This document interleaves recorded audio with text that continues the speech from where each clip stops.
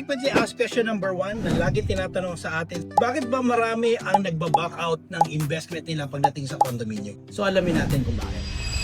So isa sa mga reason kung bakit marami ang nagba-back out when it comes sa kanilang condominium investment sa Pilipinas, it because hindi lahat ng tao ay merong business mindset na tinatawag or yung entrepreneur.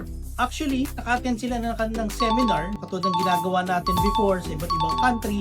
So nagbibigay tayo ng seminar na kung saan dinidiscuss natin yung property talk, kung saan tinuturuan natin sila or ini-educate natin sila na magkaroon ng pagkaunawa kung paano ba mag-invest ng condominium. And mostly, tulad na tinuturo natin, condominium ay mostly kapag nag-invest tayo ay more on business purposes. Yun nga lang, sa kanilang kalagitnaan o pagdating sa kanilang dulo, sa kanilang pagbabayad ng kanilang down payment, ay nagkakaroon ito ng pag-back out. Bakit? Kasi nga, hindi lahat ng tao o hindi lahat na nag-i-invest ng property, especially in condominium, ay meron tinatawag na business mindset or entrepreneur.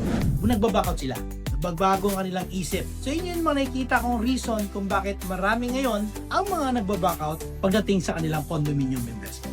So ngayon, ang masasabi ko lang na kung tayo ay mag-i-invest ng condominium, tatandaan po natin na ito ay more on business purposes. Ibig sabihin, pauupahan mo po ito later on. Make sure no kapag tayo ay mag-i-invest ng condominium, dapat from the beginning until the end, nandun tayo sa same mindset natin na kung saan papaupahan natin ito, pagkakakitaan, business purposes. Para sa ganon, no, hindi tayo aabot dun sa dulo na kung saan tayo ay magbaback out. So I hope meron tayong na-share o nabigay tayo ng mga idea kung bakit ba may mga nagbaback out ng condominium, especially sa Pilipinas, sa ating condominium investment.